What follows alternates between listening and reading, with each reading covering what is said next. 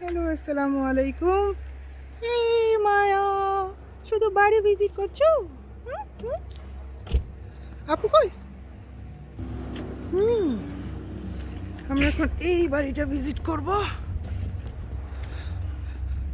ভিতরে নাকি মানুষ? বাড়িওয়ালা না? এটা নাকি বাড়িওয়ালা? বাবারে, আসছে বিএমডাব্লিউ। আমরা ফকির আসছি তার বাড়ি কিনতে।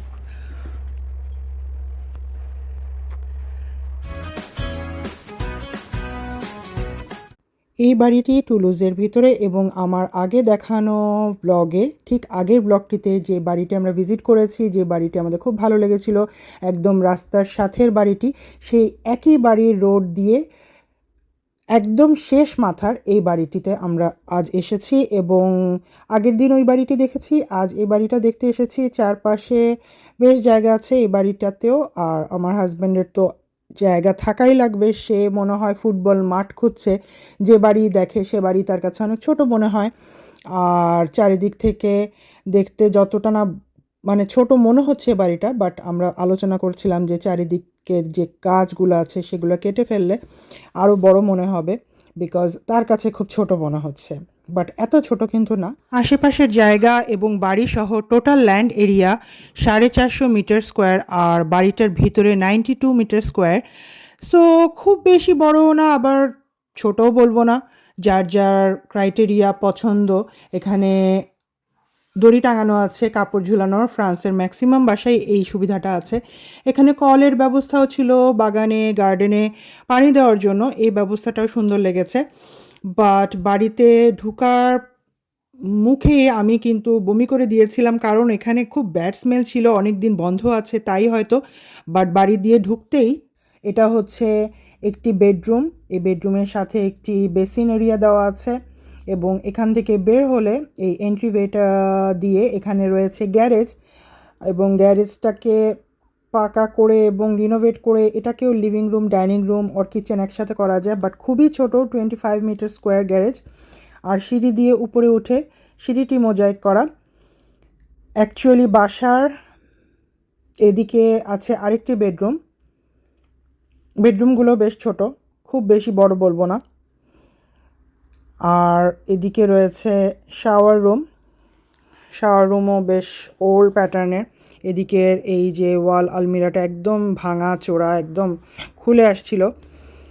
এদিকে রয়েছে আরেকটি বেডরুম। সো টোটাল 3টা বেডরুম, নিচে একটা বেডরুম দেখে এসেছি। তারপরে সিঁড়ি দিয়ে উঠতে হাতের বামে আরেকটি এবং এটি আরেকটি বেডরুম। এটির সাথে অ্যাটাচ প্লাকার্ড দেওয়া আছে আর ওয়াল আলমিরা দেওয়া আছে। খুব বেশি বড় না, আবারও বলবো।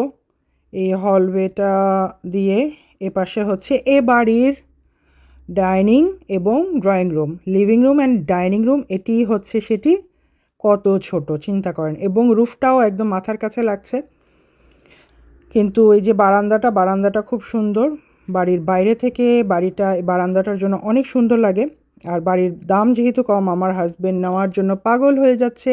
আমি যে বলছি দেখো কত ছোট ড্রয়িং রুম, ডাইনিং রুম, সে আমাকে বারবার বলছিল তুমি গ্যারেজটাকে ড্রয়িং, ডাইনিং, ওপেন কিচেন করে নিও। আমি 25 মিটার স্কোয়ারে ড্রয়িং, ডাইনিং, ওপেন কিচেন করে নিব? আর সে বলছিল আমাকে এই মানে লিভিং এরিয়াটাকে আমার বেডরুম করে নিতে। আর উপরে এখানে রয়েছে একটি টয়লেট, নিচেও একটি টয়লেট ছিল। দুটো টয়লেটই উইন্ডো আছে, which is plus point. But দেখুন এই যে কিচেন খুবই খুবই ছোট। কিচেন খুবই ছোট এবং কিচেনটা একদমই ছোট, কিচেনে এমন কিছুই দেওয়া নেই। বাট খুব বড় একটি জানালা আছে, এটি ভালো লাগার একটি অংশ। আমি এখন যেই ফ্ল্যাটে আছি, দীর্ঘ 5 বছর 2 বেডরুমের ফ্ল্যাটে, আমার কিচেন এত ছোট এবং কিচেনে কোনো জানালা নেই। আমি খুবই কষ্টে আছি, কারণ এই যে কষ্ট করে ধৈর্য ধরে আছি বাড়ি কিনবো বলে, বারবার শিফটিং মুভিং আমার একদম পছন্দ না। যাই হোক, বারবার দেখছিলাম, কারণ কী করবো, ওই যে মন স্থির করে এসেছে সেইটা নেবে, সেটা বার্গেন করবে। সে যত কমে এই বাড়িটা নিতে পারে সে চেষ্টা করবে। সে 180 বলেছিল এই বাড়িটার দাম, বাট বাড়িওয়ালা 180-তে দিবে না, আরেকটু বাড়াতে বলছিল। এ নিয়ে তার অনেক বার্গেন চলেছে বাড়িটা নিয়ে, কিন্তু আমি একদমই রাজি ছিলাম না।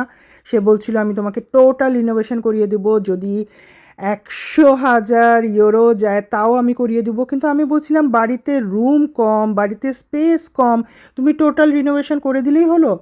সো আমাকে সে কিছুতেই মানাতে পারছিল না। সে আমাকে বারবার বলছিল কমে যদি তুমি নাও তাহলে মানে বাড়ির প্রসেসটা সব কিছুই খুব ইজি হবে, যত কম হবে ততই ভালো। এগুলো আমাকে বলে অনেক ম্যানিপুলেট করতে চেয়েছে, বাট আমি যেন কিছুতেই রাজি হইনি। এটাই হয় সব সময়। আমার পছন্দ ছিল ওই যে আগের ব্লগের বাড়িটা, বাট তার পছন্দ ছিল এটা। আমার উনি এ বাড়ি নেওয়ার জন্য এতটাই ডেসপারেট ছিল, এই ক্লিপটি অন্য আরেক দিনের, যেদিন সে আমাকে ছাড়া এই বাড়িতে গিয়েছিল ওয়ার্কার নিয়ে, যারা এই বাড়িতে কাজ করবে, রিনোভেশন করিয়ে দিবে, আমাকে ফুল রিনোভেশন করিয়ে একদম মডার্ন বাড়ি করিয়ে দিবে এমন আমাকে প্রপোজাল দিচ্ছিল আমার হাজব্যান্ড। তাছাড়া আমাকে অনেকভাবে বোঝানোর চেষ্টা করেছে কেন এই বাড়িটা নিলে সুবিধা, কেন না।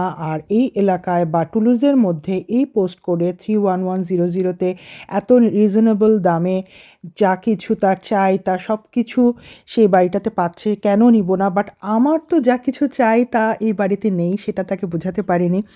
আমার কাছে একদমই মন টানছিল না, কিছুতেই না। বাট সেই বাড়ি মাপঝোঁক করে কিভাবে কি করবে, কিভাবে মডার্ন বাড়ি বানাবে সেই চিন্তায় ছিল। সে অনেক চেষ্টা করেছে, অনেক কনভিন্স করার চেষ্টা করেছে, কিন্তু আমি কিছুতেই মানিনি। আর সেজন্য সে হয়তো সারা জীবন আমাকে কথা শোনাবে। নেভার মাইন্ড, আল্লাহ আমাকে বেস্টটাই দিবেন ইনশাল্লাহ।